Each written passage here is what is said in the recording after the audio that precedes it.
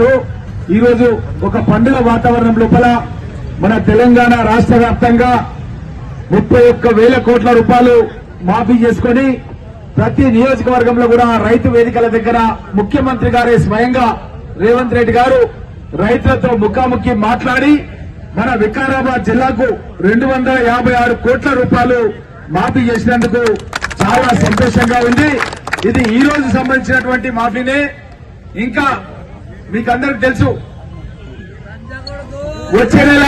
వచ్చే ఈ నెల ఆఖరి వరకల్లా మనందరికీ కూడా 1,50,000 రూపాయల వరకు మాఫీ చేయడం జరుగుతుంది. 15 ఆగస్టు కల్లా 2 లక్షల రూపాయలు కూడా మాఫీ చేయడం జరుగుతుంది. ఇవన్నీ కూడా కలిస్తే ఇప్పుడు మన జిల్లాకు వచ్చినటువంటి 256 కోట్లకు రెట్టింపు అంటే దగ్గర 500 కోట్ల రూపాయలు మన వికారాబాద్ జిల్లాకు మాఫీ కాబోతుందన్న విషయాన్ని కూడా మీకు అందరు కూడా తెలియజేస్తూ అదేవిధంగా మన పరిగి నియోజకవర్గానికి మన పరిగికి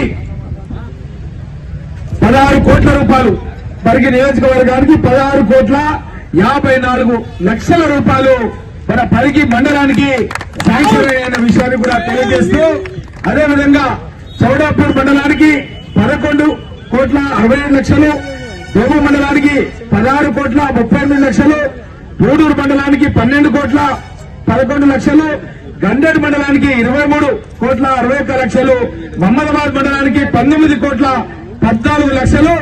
మొత్తం మన పరిగి నియోజకవర్గానికి వికారాబాద్ జిల్లాలోనే అత్యధికంగా 112 కోట్ల 72 లక్షల రూపాయలు విని ఎరుగని రీతిలో మన దేశానికి స్వాతంత్రం వచ్చినప్పటి నుంచి ఇప్పటి వరకు మన పరిగి గడ్డకు 112 కోట్ల 72 లక్షల రూపాయలు మొట్టమొదటిసారిగా మాఫీ అయినందుకు రేవంత్ రెడ్డి గారికి పేరు పేరున ధన్యవాదాలు తెలియజేస్తూ గతం లోపల వరంగల్ రైతు మీటింగ్ లోపల రాహుల్ గాంధీ గారు ఇచ్చినటువంటి హామీ తెలంగాణలో కాంగ్రెస్ ప్రభుత్వం తీసుకురండి 2 లక్షల రూపాయలు మాఫీ చేస్తామని చెప్పి రాహుల్ గాంధీ గారు మనకు వరంగల్ డిక్లరేషన్ లో మాట ఇవ్వడం జరిగింది. ఆ మాటను నిలబెట్టుకోవడానికి మన గౌరవ ముఖ్యమంత్రి రేవంత్ రెడ్డి గారు 2 లక్షల రూపాయలు మాఫీ చేయడం జరిగింది.